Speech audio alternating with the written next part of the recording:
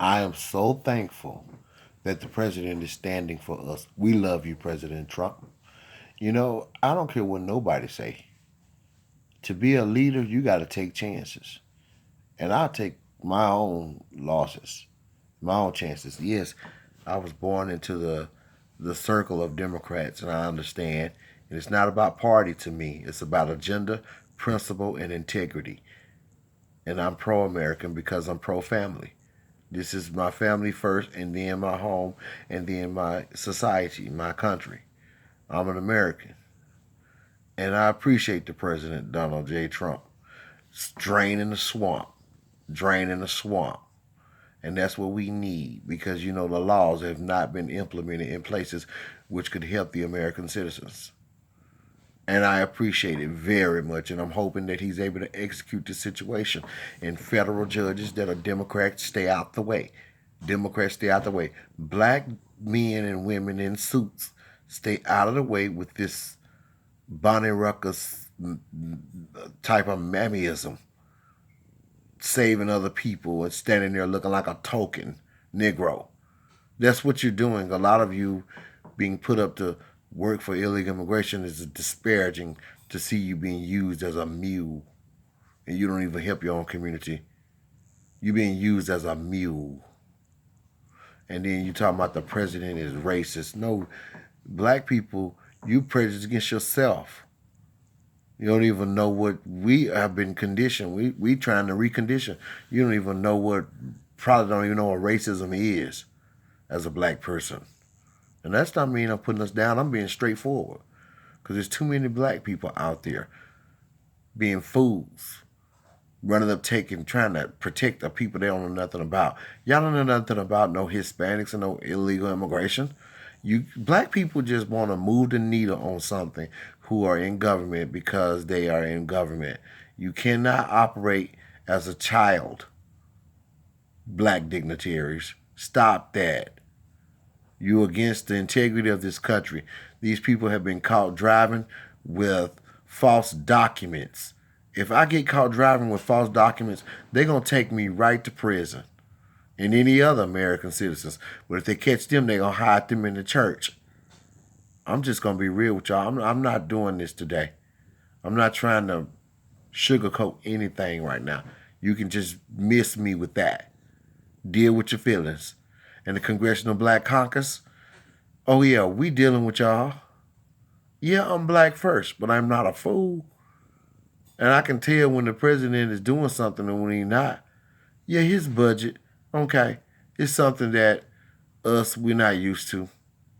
ADOS. Yeah, I understand. I understand. But I'd rather take my losses if I'm going to remove people and going to situate my country where I can benefit better and the American people. Because a house divided against itself will not stand. I just think that illegal immigration is not a good thing for our country. I know a lot of people say that it is due to the fact that if they keep allowing illegals, then it'll be easier for blacks to get reparations because now it's saying that, oh, they let these other people. No, I just think that, look, we deserve whatever we get even if illegal immigration never was here. We are the history and the natives of such a great nation. And we fought wars here.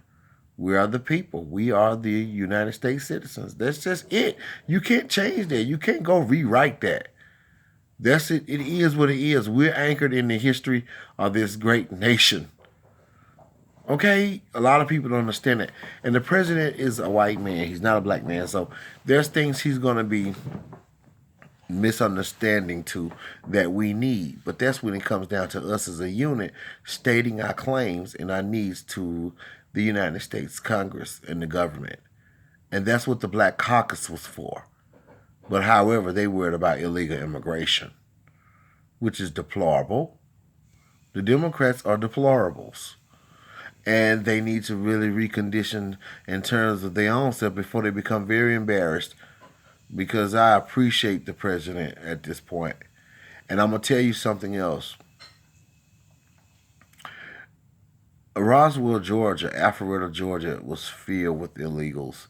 They're parroting this space in Georgia because Georgia got these farmers here. and these farmers are basically trying to keep low wages. So these farmers don't care about what we experience in our communities. They are behind walls and gates and compounds as rich people. They don't care what they cause to happen to the lower middle class. So these illegals and these Hispanics and stuff are working, and they got these farmers in Georgia trying to swindle Brian Kemp to keep these sanctuary cities in here in Georgia. However, that's against the integrity of Georgia. And if you don't look at California as an example, that's what's going to happen to Georgia next. And we don't want that for Georgia.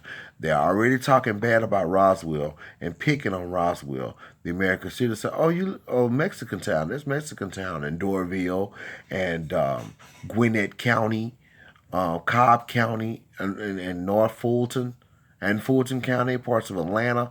It's all sanctuary. In Keisha Lance Bottoms, she already jumped up and said she didn't want Mexicans in her jail or Hispanics or illegals. She said illegals in her jail. Illegals. So she don't want illegals in her jail, she mentioned before. I hope she feels different now because I haven't totally given up on my sister because I feel like she got some common sense. Even though she's a Democrat, I hope she can be saved in her mind and not conditioned to the point where she's just destroying her own country and her own city due to illegal immigration and chain migration. And I'm saying that's why we did not vote for Stacey Abrams. Black men in Georgia voted for Brian Kemp. And we don't want to see Brian Kemp. You need to understand as governor, Mr. Kemp, that you don't have to have illegal immigration to work in those farms. They can get the prisoners to do their job. The prisoners can do it for cheaper wages. We don't need illegal immigration. And then they're tearing up our cities and causing culture shock. Because ever since Donald Trump made the statement on Twitter that he was going to use ICE to deport immediately over millions, my community has been tremendously quiet.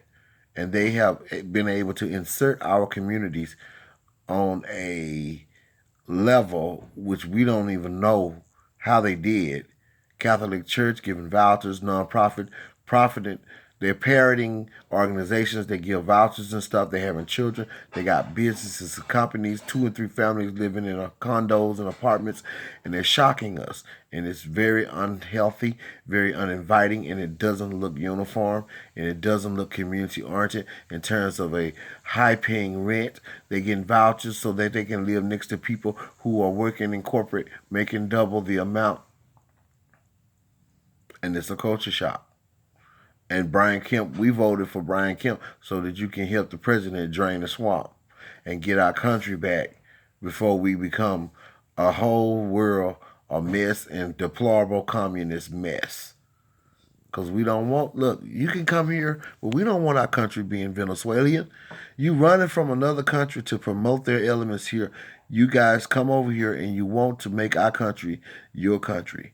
You want to make it, parts of California look like Honduran and Venezuela. I'm telling you. And it's causing a problem. So no, we didn't want Stacey Abrams in the office here. She's from Lower Mississippi. She should have been trying to help her own people. She got no business talking about no illegals. And John Lewis either. Now one of you guys. So we don't need people doing that against us as American citizens. Y'all need to realize that. And drain the swamp, Mr. President. Thank you for joining me.